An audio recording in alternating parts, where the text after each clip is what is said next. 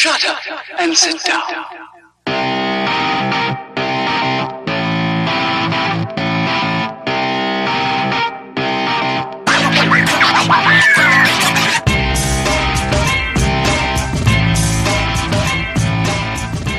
Welcome, everybody, to the second episode of THiRD SHiFT. I'm one of your hosts, Matt, and with me, as always, our other host, Eric. Eric, how you been doing this week? Oh, man, the Loot Apocalypse this last weekend. Been playing the hell out of that. I got quite a few pieces of gear. Also, a little bit of real life. Took the kids out once again to the park, played a little bit. They had fun, ice cream, the usual. Pretty good week overall. You? It's been pretty good. This week had a little friends get together, so I didn't get as much Loot Apocalypse in as you did. Other than that, just been chilling, playing a lot of Battleborn. Went out to pub trivia last night. Got third place for my first ever time, so that was pretty fun. Outstanding. As we discussed, I would have been terrible at that, so good thing you didn't bring me to that one. That's very true. But also this week, I think both of us, the whole team actually, has been really excited with the number of views, the number of downloads we've been getting for our first episode. So I'd like to say thank you to everybody out there who checked us out, and more to come, obviously. Oh, yeah. I'd also just like to second that. I thank everyone who took a listen, downloaded, etc. It's awesome. We hope to keep going and entertaining you guys the best we can. Absolutely. So as before, we're going to start off with This Week in Gearbox segment. And this week, it's pretty much probably going to be the whole show because Gearbox dropped a whole lot of info on us for the patch that's dropping right now today as we're recording this. Starting things off, we're going to go ahead and talk about the diminishing returns on quick melees. Beforehand, I guess there was an issue with people quick meleeing everybody into walls and pinning them down, etc. They went ahead and put on a diminishing return, which will hopefully, in theory, take care of that issue. Yeah, they were saying on the stream, I guess, Miko could, using quote fingers here, take you on a magical ride, just mailing you all the way across the map. So now, after the first hit, each hit afterwards is going to push you back a shorter amount. So you can't just keep shoving everybody off infinitely into space. That's not something that I ever really ran into, personally, but I tend to not use my quick melee attack unless it's in story mode. I don't know about you. Yeah, pretty much for me, it was always story mode. I didn't know it was a thing in PvP, which shows you that I'm not a pro. So in addition to that, one of the big things that's going to go not over all characters, but over a good chunk of characters is they've implemented / altered, in Galilea's case, a wound mechanic. And now every character who has this wound ability, it's basically a debuff. It's going to drop the healing, health regen, and lifesteal that you receive by 60%. Correct. And the characters that are affected, real quick, on a rundown, are going to be Atticus, Caldarius, Deandy, Galilea. We got Isaac on that list. We've got Melka. We've got Phoebe, and I believe that's it. Actually, Whiskey Foxtrot, that's not too. it. Whiskey Foxtrot. Thank you for the correction, good sir. No problem. But yeah, you want to check those guys out because they've got new and or changed wound abilities, so definitely. Yeah, that's definitely something that, again, on the stream they went a little more in-depth into it, saying that people have been running a lot of double healer, not builds, but teams. So you'll have an Alani and a Miko. So while you're throwing damage on that Alani, Miko run over and heal her, vice versa. So this way, if you're, say, Atticus or Caldarius, if you're engaging on the healer or the tank, if he's got a pocket healer, run up, throw a wound on him, then you can do a lot more damage to him without them being able to just regen it back in a snap. Yeah, exactly. Or like your first example there with Miko and Alani, you put a whole bunch of damage in a wound on Alani. She's trying to take care of herself. That allows you time to go ahead and try to knock out that Miko. Yeah. I guess that's a little overall kind of stuff that's going to be hitting a lot of characters all at once. After that, I guess we'll just kind of do a little bit of a deeper dive into some of these characters because a lot of them have fairly significant changes, and some even, if it's just a quick change, it can change up how you play. So if you want to start us off there, Eric, with your main girl. Oh, yeah. I will go ahead and get us going here with Alani. I'm very excited about these changes, actually, because as everybody knows, they recently nerfed her and I do believe they nerfed her a little too hard, and it shows right here because they went ahead and increased Alani's base damage by 20%. So that in itself is going to hugely assist with making her competitive again. They also went ahead and increased her sprint speed by 10%. And for all of you who've played Alani, you know the sadness of the beginning of the match when you're watching everybody run ahead of you and steal all the shards because you can only walk. Apparently that was the thing. Yes, that would be Matt. He steals all the shards, and you show up to the game about 2 minutes after everyone's already engaged in battle. So that is amazing. I'm super excited about that. On a downside, they did nerf Geyser. They went ahead and decreased its range of effectiveness. They also went ahead and reduced Geyser's bind effect from 2 seconds to 1.5 seconds. And I really think they should have just stuck with reducing its capture range to start off with and see how that went. I think it's going a little bit too far by taking it down by 0.5 seconds. I know it doesn't sound like a lot, but the way I use it as a control ability. So by the time I feel secure that I'm not about to die and turn to actually get a couple rounds in, I think that 0.5 seconds is really going to make it so myself, I'm not going to be able to actually do any damage. It's just going to be used to get out of trouble. But for someone like me who is always, well, not always, but is so sick of getting bubbled up in the air and just going, oh, I'm bubbled, I'm just hanging out here hoping not to die. Please heal me, maybe. It'll be nice to have, a little more control over what's going on for someone on the receiving end. So I can see it both ways. Plus, I don't think the reduction of the radius is that big of a deal. It's only 15%, so it shouldn't really be noticeable, but you never know. No, yeah, I definitely don't mind that particular change. I was just a little bit sad to see the 2 to 1.5. But overall, I do think it's fair because I can say, having played Alani quite a bit, that there's been multiple occasions where I've geysered 3 or 4 members of the opposite team up at once. And True. While hilarious and great, I do believe that is a little bit overpowered. So overall, I'm pretty happy with the changes they've made to her and can't wait to get in and play her. Yeah, and next up, another character who had a lot of big changes done was Umbra. They talked a lot about this on the stream, that they kind of want to focus on her a little bit and have her be putting out sunspots like all the time, all over the place. And as someone who's played a little bit of her, that's especially, it seems like in story mode, you can do that a lot more than in PvP. I think just because everyone's running around swarming everywhere, it kind of sucks up the damage and the heals that you can throw out from those sunspots. So they've reduced the overall cooldown on sunspots, so you can throw them out quicker. Plus, they're integrating the heat mechanic in there. So every time you use a melee strike that'll use up some of your heat bar, that refreshes the cooldown on sunspot by 1 second. So you can run in, use your little health drain staff ability, build up heat throughout a sunspot, and then whack people with your staff to reduce that cooldown, and then throw out more and more and more sunspots. Just sunspots everywhere. Sunspotapalooza. Yeah, I was actually really excited to see that they reduced the cooldown of Sunspot from 12 seconds to 8 seconds, along with, of course, making it heal for a lot more. I think that's going to make her much more viable as a healer on the team.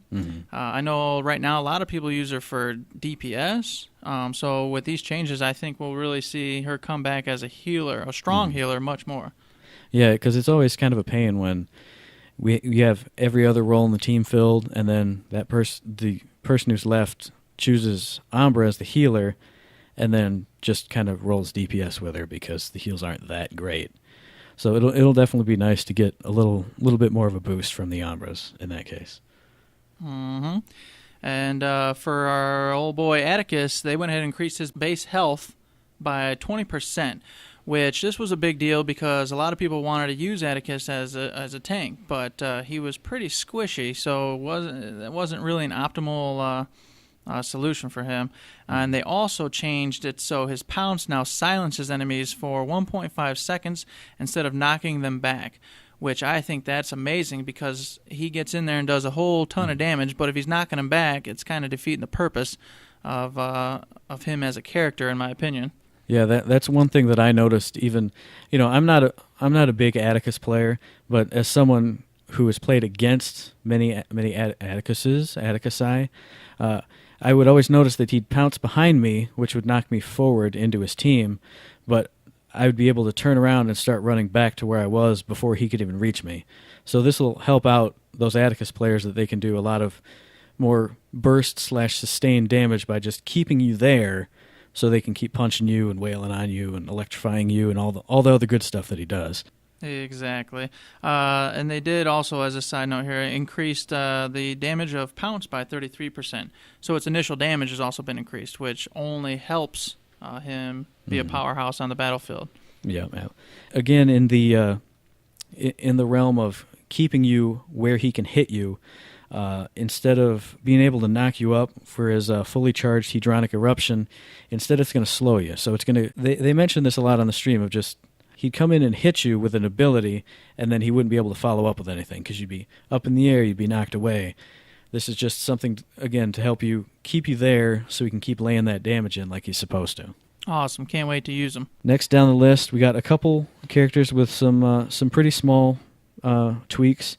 Benedict's got a little bit more base health, and his rocket launcher does a little bit more damage, which should be nice. I've only played a couple games as Benedict, but I found him kind of squishy, and starting with level 1 and at lower levels, I didn't do a whole lot of damage with him. He just seemed like any other character, basically.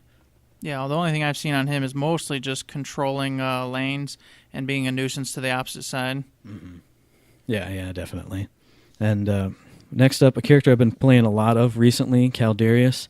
He doesn't get a lot of changes here. He just gets a wound on his energy blade, so he can throw a 2-second wound out anytime he smacks you with his melee, which may seem a little overpowered if you're just looking at it at face value, but playing Caldarius, he is pretty squishy. You generally don't want to be in there engaging with a lot of people, at melee range, but in another instance, which I've had before, if you're going up against someone like an Alani and, you're trying to engage with her and she just keeps healing herself, pop in, swipe her, throw a wound on her, then you'll be able to take her out, hopefully a little bit easier. Mm-hmm. True that. They also changed a couple things for Deandy. They went ahead and increased her attack speed on the Tessera fans by 15%, and they also made the transition between the Tessera fans a little bit different to feel, I guess they said, more responsive. So I don't play her very much, but, that's more damage for her, which I think she needs, because honestly, I don't play her, and I also don't see her played that much. So maybe this will change things up a little bit. In keeping with that, giving her more damage, making her more viable, they are going to increase the damage of Blink Storm, which is her ultimate, by 35%, which I think is a good thing. Even as someone who has been on the receiving end of it many, many, many times, it does seem kind of weak that I can get caught in it, stunned, wailed on for, it almost seems like 3 full seconds at times, but then I can still just turn around and run away. So it'll be nice for D&D players and feel a little more balanced if, you're caught in it, well, she's doing a lot of damage to you. Exactly. Then also Galilea, as we mentioned earlier, she kind of got a couple nerfs. Her level 1 right helix augment calamity wound debuff went from 100% to 60% for 5 seconds to align with the new wound debuff. Also, her level 2 right helix augment mark of the feeble went from 100% to 60% as well. So all you Galilea players out there, she kind of just got a little nerf. I still think she's going to be OP, so I wouldn't worry too much. Yeah, the way she would use that desecrate, it was just nuts. So I'm glad it's a little more in line with everyone else. We'll see what happens with it. Well, we'll see what happens, but I still think she's going to be OP considering she has everything at her disposal, as I've argued a billion times with you. Oh, that's true. We'll leave that for a side topic some other day. I was going to say, that can be a whole nother episode, just why Eric hates Galilea. Yes. It'll be perfect. I like that episode. So another character who got...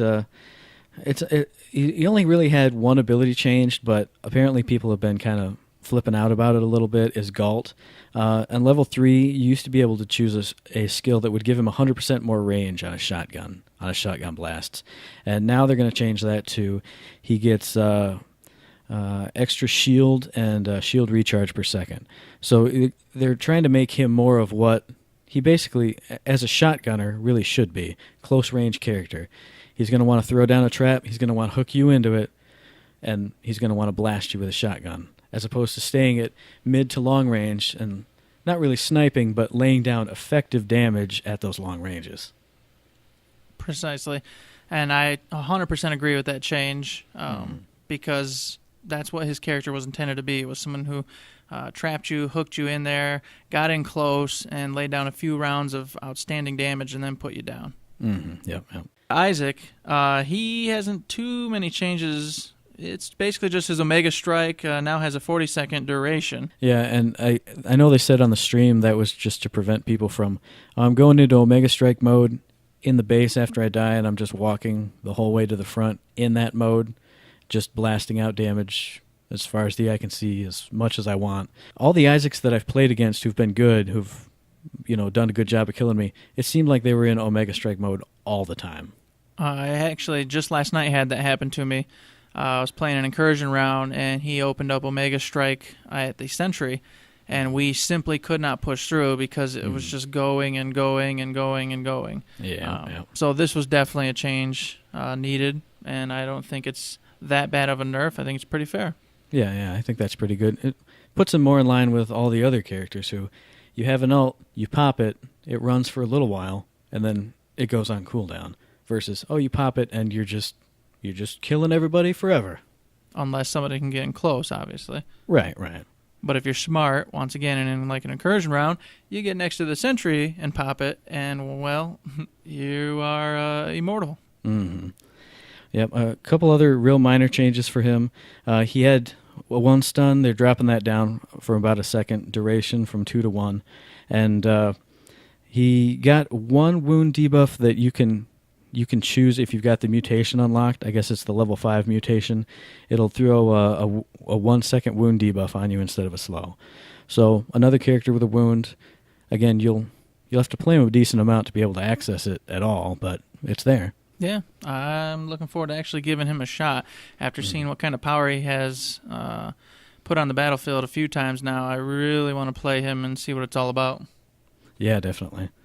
Next up on the list is Kelvin. He only really had one major change, and that's they're slowing his movement speed bonus when he's in his little twinkly fairy ice form that he just flies through and stuns you forever and runs away. That's his speed's going to be going down, and then they're also going to reduce the duration of that stun, so you're not just sitting there forever watching Kelvin fly around you, stun your whole team, have everybody else jump on you, and then you're all dead. Yes, this was very much needed. I know a lot of Kelvins use it as an escape plan, but honestly, even as an escape plan, you'd see them do a couple whirlwinds around the opposite team and then get out of town, and that was just extremely OP. And quick correction on that, Matt. It was called he went into Navi form. Okay. Oh, yeah. Hey, listen. Exactly. But yeah, I think that was another thing they mentioned specifically on the stream is that they want it to be used more as an escape versus just to be able to engage, then chomp on everybody and do all the damage, and then escape too. So just kind of weakening it quite a bit so you can only really use it the way they intended you to use it. Moving on to O'Cleese. He went ahead and got his base health raised by 88%. And let me tell you, that was needed. I've heard nothing but the fact that he's squishy and needed more, he can't tank, etc., etc. That's all I ever hear, even with his riffs. So that just proves that if everybody calls out that they want to change, it happens, because it sure as the heck did. They also went ahead and increased the projectile speed of his energy blasts from his wrist cannon. So he's going to be a little bit more effective in dealing damage, which is very nice. And they also reduced the damage of his wrist cannon after selecting his level 3 mutation, Quantum Precision, by 30%. Not too many changes going on, but all of them pretty nice. That was one that I was, I haven't played Cleese myself, but I've seen a lot of Cleeses, and it seems like I'm just wondering if increasing his base health is going to make him a little too powerful. Because I notice, when he starts, yeah, he's squishy. But once he hits around level 5, level 4, somewhere around there, usually any match that I'm in with Eccles, he's right in there because he's popping like 4 different rifts down. He's just the king of the battlefield, and it's hard to take him down. Well, obviously, especially if he's got a pocket healer. So I'm just wondering if having him be able to be in there right from the start is going to make those later iterations of him when he's level 4, level 5, level 6 even tougher and even more powerful, even more irritating. Yes, I get what you're saying, and he could possibly become more irritating because of his health getting raised so much. But I honestly don't find him to be a big problem. I really think if you can scare him off those rifts, he's not that big of a threat. It's only around those rifts that he really, in my opinion, causes a lot of trouble. So if you get the right characters around, you can just take out his rifts and or just do enough heavy damage to push him off the rifts, and he's a non-factor. True. A lot of him as a character relied upon those rifts, as it should, because that is one of his main abilities. Mm-hmm. But I think he just needed a little boost just to make him a little more tempting for people to go ahead and give a shot. Yeah, true. Next up on the list, we got Marquis. Another real quick character, not a whole lot going on, but they reduced the bonus damage from his 3 stackable shots from 50% down to 25%. So hopefully no more instant dying before you can even realize what's going on, because that happened to me all the time. You'd hear the shots, but you wouldn't really notice because they didn't do crazy damage. And then that third one, you're just dead. And then I can't tell you how many times I fell to that. Mm-hmm. And then the other thing, which I've seen good Marquis do, is they fixed kind of like a bug where if Marquis was peeking down on your sentry and he could see like its shield arc radius, obviously he'd be able to shoot down the shield, but then apparently he was still able to hit that basically now invisible area to damage the sentry's health. And I'm glad they fixed that, because even though, the only time I've seen it happen, it was on my team because I was dead watching our Marquis do this to the other sentry, but it's just not fair. If you're able to damage the sentry should be able to damage you. I agree with that. It's a good change. Further down the list, we got Melka with a couple changes, but I'm going to let Matt take this one because he plays Melka a lot more than I do. Mm-hmm. They were mentioning on the stream that Melka's poison was super annoying. He'd just be poisoned forever and all this stuff. And I've complained about that myself, where I'll go in as an Oscar Mike, get poisoned, and run off, and still be getting poisoned the whole run back to wherever I'm going. So what they did was they reduced the duration of Venom about halfway, from 8 seconds to 4 seconds, but they buffed its damage. So it'll be less annoying, but you'll still end up dead. And what they buff the damage by? 50%. Yeah. So what's funny about that, boys and girls, is they took the duration of Venom down from 8 to 4, but they increased its damage by 50%. Mm. So you're still going to get wrecked just like you would have before. It'll only happen faster. Yeah, but at least this way they won't be still ticking that damage, 5 seconds later, where you can stack another Venom canister on top of them. All it does is destroy your hope of surviving now. Instead of thinking you might survive through that 8 seconds and hopping around foolishly, wandering around and hiding, you'll simply just die in the 4 seconds, and you can get the pain and suffering over with a lot faster. Although, as a Melka, I do appreciate that, because I know I've talked to you about this many times. I can't even count the number of times I've been all over somebody, all over a Toby, all over a Wrath or somebody, and I throw my Venom on them. I'm throwing the regular damage on them, and they're running, and they're running, and they're running, and the Venom keeps ticking, and they make it to the supply station, or the Alani comes right around the corner at that 6-7 second range and heals them up right before it was going to tick that last second. So for me, obviously, I'd be biased in that situation, but it'll be a lot nicer to get some fairly easier kills on them. And no, now that you say that, that actually makes sense. This is something I didn't even think of. By decreasing the duration down to 4 seconds, it'll allow you to actually get the kills instead of assists a lot as well, because you'll be doing that heavy damage within that 4 seconds, possibly taking them down. And that's where all Melka's damage comes from, if I'm not mistaken. Oh, yeah. her machine pistol lays down rounds like nobody's business, but they're all just bee stings. They're just little flicks. She's flicking you with her finger, basically. But the other thing that they changed on her to help her get some more kills is now if you can throw venom on an enemy, run in, and hit him with a spike, that'll now throw the wound debuff on them. So even if in that 4 seconds that they're venomed up, your Alani comes running in with a super heal for him, if you hit him with that wound, that's going to drop that healing amount by 60%, and maybe you can still get that kill. All right, well, moving on, we got Miko. Real quick, Miko got the base health reduced by 16%, and they also reduced the movement speed on a couple skills, which I think was needed. Miko seems to just stick around forever.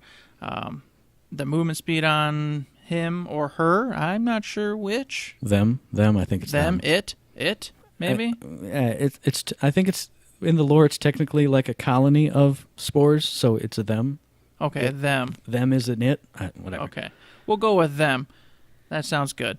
They were able to move around extremely fast. They were just hard to take out. And I just find Miko to be overall kind of annoying. So for me, I'm extremely happy that the base health has gone down a bit, and they won't be going quite as fast around the battlefield. Yeah, apparently that was another thing they mentioned on the stream was that Miko could get hit and get a movement speed buff and just run away from you all the time. And like you said, no matter what character I am, I'll be focusing fire on that Miko, and they, him, it, is just out of dodge, just gone before I can lay any real burst damage down. So I'm glad to see it. Mm-hmm. All right, next up on the list is Montana. He just had like a couple real tiny tweaks. Some dot effects are affected by skill damage instead of attack damage, which seems to make sense to me. If you're interested in more info on that, you can check the patch notes. I haven't played Montana very much, and so I don't really have much to say on that. Yeah, neither do I. I haven't touched them. Rendi, her level 1 right helix augment, burned and busted. It now reveals cloaked enemies near her instead of where she places her shadow pillar. And just a real quick, as a person who plays Rendi quite a bit, I feel that was just made sense. I never understood why you'd ever take that ability as it was, because why would you care if there were cloaked enemies where you're putting your shadow pillar down or not? If you're putting your shadow pillar down, you're just putting it down to do some damage. It's much more effective as they have it now and much more tempting to use. So that way you can see if there's a Shane and Oryx. Anybody who can cloak can go invis. If they get within vicinity of you, you'll see them. That, I think, is very useful. Yeah, I think it's also good to, with as many stealth characters as they already have, which is 3, right? And then Pendle's coming soon, who they say is going to be another stealth character. Him I'm worried about. It just makes sense to have at least one character who can reliably, hey, I can see the stealth characters. So if you were able to see that there were going to be stealth characters on the other side, which I think both of us agree is something that we'd like to see in the game, maybe see what the other team's picking. That would be a great function. So you can have a little bit of counterplay going on. But it just makes sense to have at least one character who can bust a stealth team up. Say, oh, look, there's the D-Andy, there's the Oscar Mike. You can point them out, you can mark them. You can do all the good stuff. Yeah, I agree. I agree with that wholeheartedly. Mm-hmm.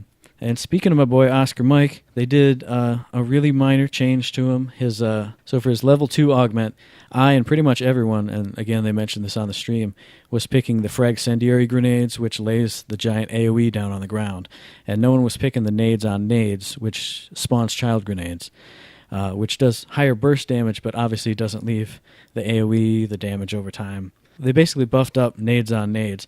They reduced the projectile speed of the child grenades, so it's got a tighter explosion radius. Instead of just, it would pop off and then go in this giant cone where like 1, 2, and 3, and they would shoot past anybody that you just hit. In my experience, it was basically worthless, unless it was in story mode and you just had like a giant wad of enemies all in one place. There wasn't really any real reason to use it. And Phoebe, they went ahead and did something I was very happy to hear about because I also love playing her. They went ahead and increased the projectile speed of her rapiers from Blade Rush, which, from what I hear, has been a running joke, that those things are so darn slow it's almost impossible to use them effectively. And after playing her for a while, I don't quite see that, but hey, I'm happy to have them sped up because it definitely does make it a lot easier. I'm also excited about the fact that if you choose the right helix, she will now apply a wound on her Blade Rush instead of doing a shield penetration.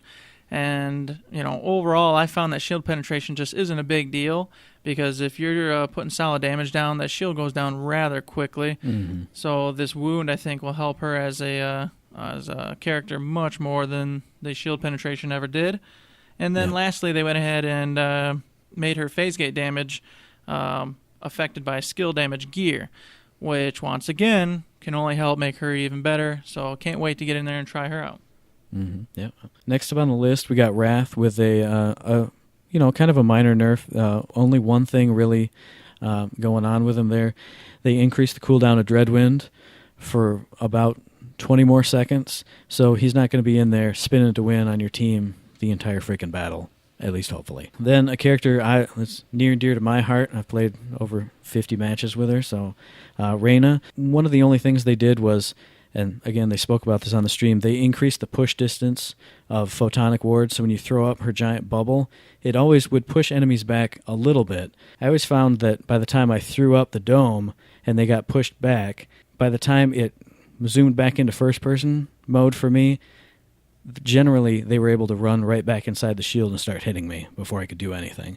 So I'm definitely interested to see how far it knocks them back and how much more effective that ult's going to be, that they can't just run straight in and do more damage to me. Awesome.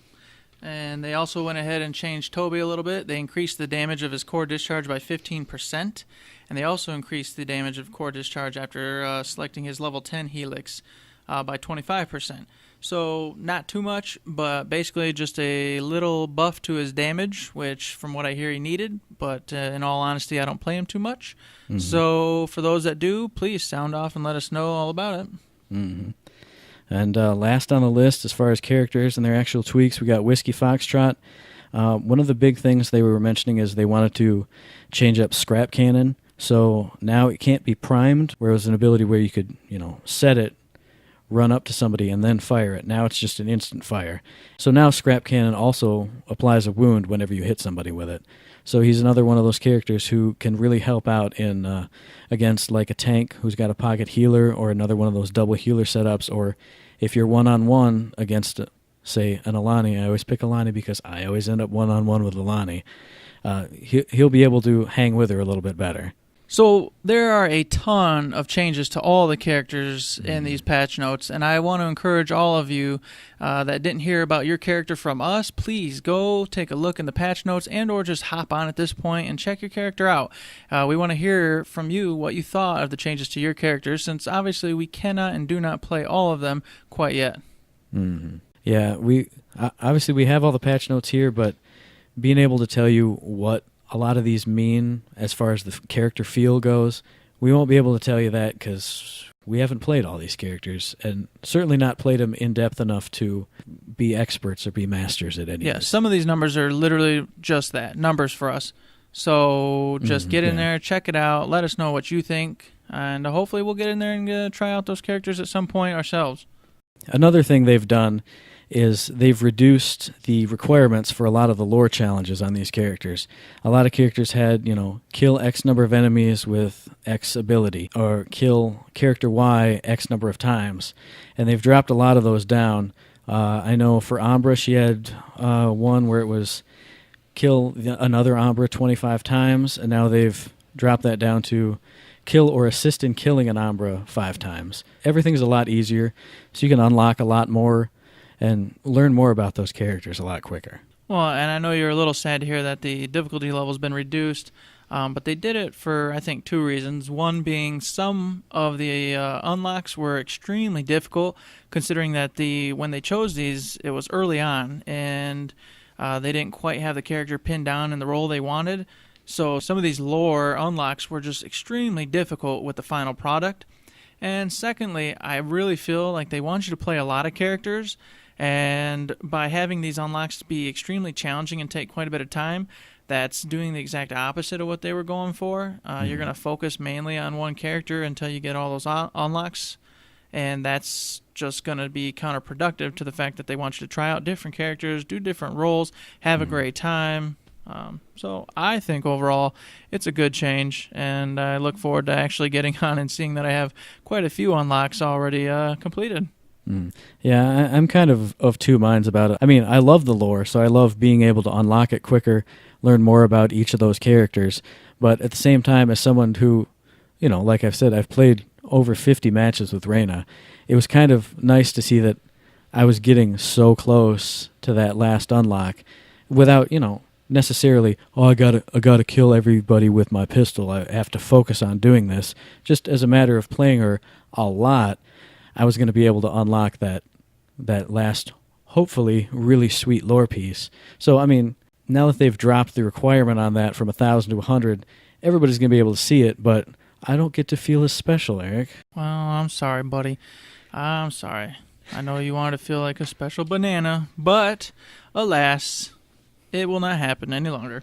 I am a special banana. No, you're not. A couple other changes, real quick. Campaign, they had several things. Mainly, they did a lot of overhauling of Saboteur, the story mission. So if you want to see some more on that, feel free to check out the patch notes. They also changed some pieces of gear, but we'll just briefly mention the Vigilance link, which they had temporarily taken offline.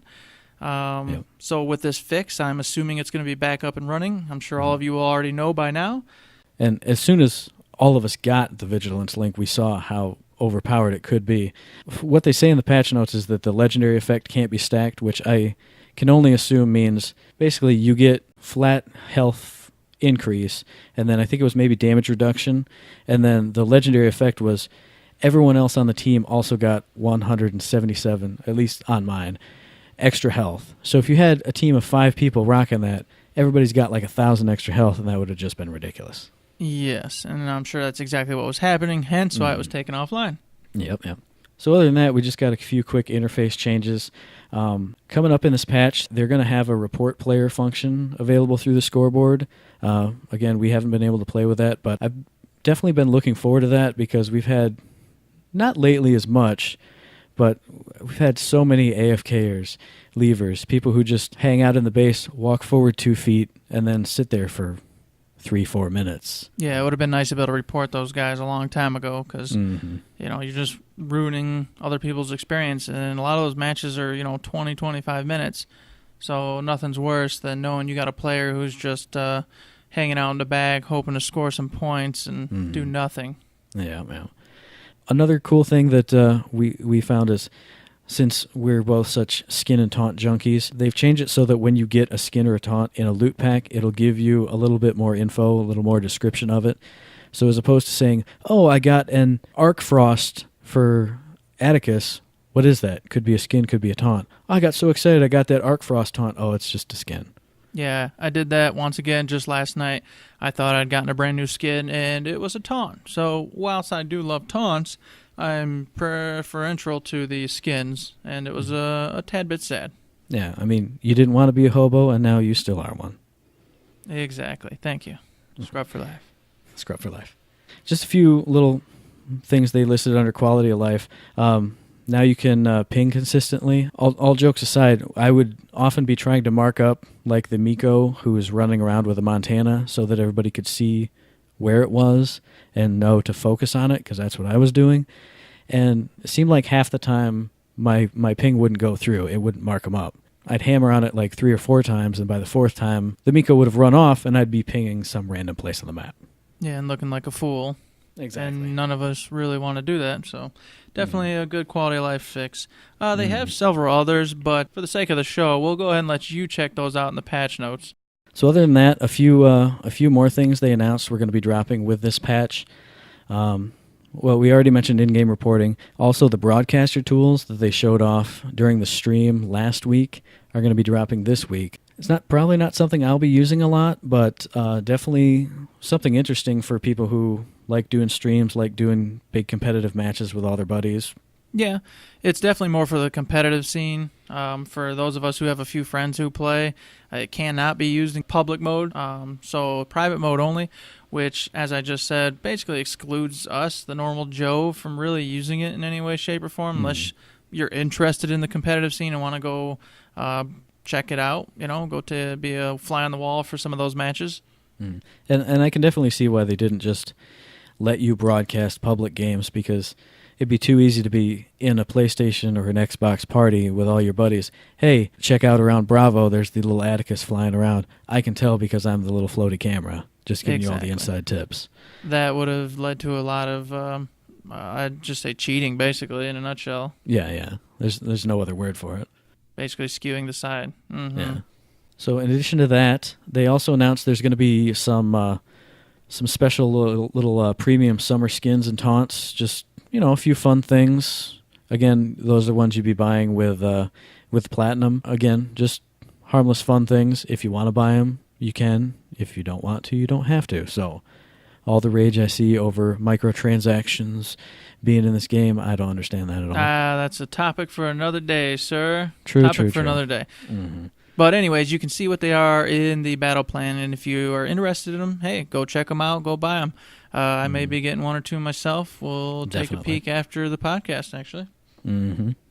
Besides that, they also revealed in the Twitch stream last week the 3 new maps that they're dropping, which are Monuments, the Incursion map, we've got Outskirts as the Meltdown, and we've got Snowblind as the Capture map. If you haven't checked out that Twitch, you definitely need to take a peek over there. Definitely. Except you don't, because as of now, you can play them yourself. That's true. But if you want to get a better look at them, hey, maybe you're at work right now and you can't go play them. Maybe you didn't have time to install the patch, last night. You can check them out. You can watch the developers play. I think it was 1 round each on all the maps. It was 1 round each on each map, and they went ahead and kind of just gave their insight to the map. A few quick tips, I believe, were in there as well. And if you missed those, they also reiterated those tips and tricks and the breakdown of those maps for those who haven't seen that as well. Yeah, I'm definitely looking forward to the maps, not just because it'll add some more variety to the game, but also because, they look so different from the other maps that we already have. I know, I don't know about you, but to me, especially Cold Snap and Paradise, the Meltdown maps, generally kind of look the same. They have that like crystalline kind of frozen kind of structure vibe. So I'm definitely excited to get, I'm going to play a Meltdown, but it's going to be in more like a city region. I would say yes, Meltdown is the one I'm most interested in. I think it has the most unique look out of the 3 new maps. Mm-hmm. Yeah, I agree with that. But I also think that Monuments and Snowblind, both, I appreciate how different they look from the maps that are already in those modes. For some reason, even though obviously we have our issues with capture, I'm really excited to play on Snowblind because I really love the feel of that UPR base on Bliss, where it's all frozen around, but you got like the big technology things. Because just like Void's Edge, I love the look of that level, and that's what it looks like. Yeah, and don't get me wrong, I'm excited about all 3, and especially with that Snowblind, as you just mentioned, they've got that bridge going across where you can control parts of the map, and as they said in their little blurb, if you can get into the Charlie base and control that, you're at a huge advantage, but to get to it, it's a little bit of a stretch. So I think the dynamic in that's going to be a lot of fun to try out. Mm-hmm. And as you were also saying with the Incursion, it's got all sorts of ins and outs and cubby holes and hidey holes and ways to move around. I can't wait to get into there and just check out how different it is from the usual control a lane, push and pull, push and pull. Yeah, I definitely can't wait to be jumping all over the place with Caldarius or Melka and just being frickin' annoying, just driving everybody insane, hopping in and out of hidey holes, hopping across all those little pillars where anybody who's not a really mobile character can get at you. Exactly. That'll give all those agile, weak players a little bit more room to play and get into the thick of things, basically. Yeah. So also the other exciting thing that everyone's been begging to hear about is our boy Pendles. Every time I go on a post, people are saying, "Hey, where's Pendles? You showed a little bit of him. When's he going to drop?" Well, now we know when he's going to drop. For everyone, he's going to be available August 4th. But for season pass holders, we get him a week early. I say we because we both are season pass holders. Next week on Thursday, July 28th, we get Pendles. Yes, I cannot wait to try him out. Apparently, he's going to be another sneaky character, disappearing, coming in, poisoning, all that good stuff. He has 2, what did they call those? Commas. 2 commas. And, of course, I'm sure we'll hear all sorts of weird corrections on that. Look out for us next week when I'm sure they'll drop all kinds more info. Yes, we're looking forward to hearing about the helix, etc. on that particular character. Mm-hmm. Yep. So that's pretty much it for this week in Gearbox, which has taken up the majority of this oversized episode right now. Yes, Gearbox, thanks for dropping all this information on us all at once. Holy cow. But again, like you said, this is another beautiful example of people have been asking for these changes. They've been asking for maps. They've been asking for info on Pendles, and they gave it to us. They gave everything to us. I mean, if anything you wanted, you're basically getting this with this patch. Yeah, you can't ask for more than this, really. So definitely, everybody needs to get their butts in the game, check it out, and start spreading the good word to those that have relapsed and or were on the fence about getting it. I mean, I really feel like a lot of these changes are just going to make this game even better and draw in some more people for us to kick butt in the battlefields. And speaking of drawing in more people, right now, as we speak, on humblebundle.com, they've got the Humble 2K Bundle 2, I believe it's called. Yeah. And in that, if you're a PC player, you can get Battleborn for, I think it's the $15 tier. $15 tier gets you Battleborn, along with a whole host of other 2K and Gearbox games. Mm-hmm. Absolutely. So if you haven't picked it up yet and you're listening to this podcast, go check that out. I mean, $15, it's nothing, and you're getting so many games for that, and you're helping out a good cause or multiple good causes as well. So it's just a win-win for everybody in there. Mm-hmm. So other than that, I think that's pretty much going to wrap it up for, like I said, this giant-sized episode. We won't really be going this long most of the time. Like we said, we're going to shoot for more, 30 minutes. Another segment we want to be doing in the future is a mailbag segment. We got a few questions already, but obviously we're running way, way long today, so we're going to probably nix that. Yeah, since we're running so late, I think we'll go ahead and save that segment to start up next week. Definitely, all you listeners out there, please send us your feedback, anything. Let us know how we're doing, anything you want to hear about, any segments you'd like added to the show. We want to hear from you guys. We cannot get better if you guys don't tell us how to get better. So please send us your feedback so we can improve. Yep, and if you want to send us that feedback, you can send it via email at info@thirdshift.me. You can find us on Facebook at Third Shift, on Twitter at Third Shift Me, that's Third Shift ME. You can now find our podcast on iTunes, on Stitcher, on Podomatic, where we've been already. I believe we even upload to YouTube, so pretty much any way you want to find us, you can find us. And you can find us on the web at thirdshift.me as well. So yeah, definitely check us out next Friday, July 29th, for the next episode of Third Shift. And with that, don't forget to save.